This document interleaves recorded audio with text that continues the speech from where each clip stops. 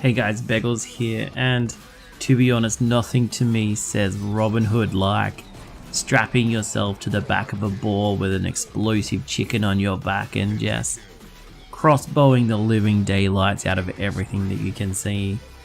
This is Sherwood Extreme here, a game that takes a very familiar subject and puts a little different hint to it.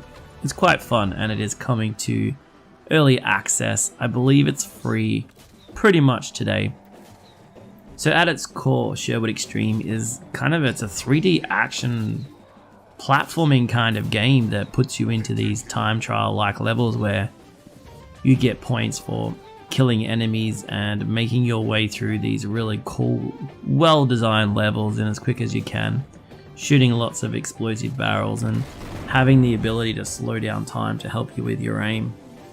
It really plays like a 2D platformer but 3D, and there's these really cool levels as I mentioned earlier, which are a lot larger than I was expecting in scope. And indeed, on some of my first playthroughs, a couple of times I got lost in terms of knowing where I needed to go, and if you die it just sort of sends you back to the start so you can take on your attack again. And what I found pretty cool is there's actually parts of the map that I missed on my first go through, different little mini bosses and the like, which as you play through more and more, you're going to find out that there's different paths you can take to try and get your name on that leaderboard, because this is definitely a competitive speed-based platformer.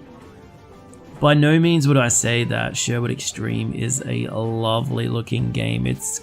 I'm not going to say it's ugly, but it's not on the top of my list of beautiful indie games. But what they have done is some really clever design mechanics and made the game really fun in terms of controlling. You'll be jumping and bouncing on these mushrooms and everything else that you can find around it. There are a number of levels that you can play at the moment. There's also this kind of horde mode, which sort of gives you different waves of which you need to clear in classic horde mode style. I've never been a fan of horde mode games, and I don't think this one really feels like it's really optimized as best as it could be, but moving forward, maybe with a little bit more crispness and a little bit more polish in terms of how the enemies fight, you'll be a bit better. You do have the ability to upgrade your bow, and as you'll see shortly, this does definitely change your experience through.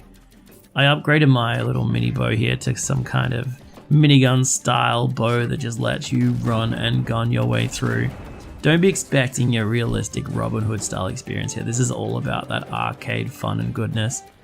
And it kind of feels completely different moving through, so looking forward to seeing what other upgrades that I can find. Sherwood Extreme definitely has some elements which make it really fun, and I'm sure if you jump in and give it a go and check out the co-op mode, which I haven't had a go at yet, and start to attack your high level kind of score challenges, you're going to find out that it is actually quite a fun time. I don't know how long it will hold me for.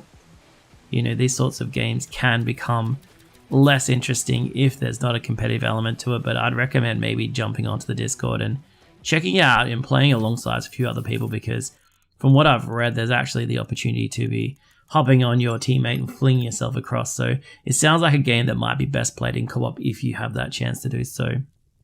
Let me know how you're finding Sherwood Extreme.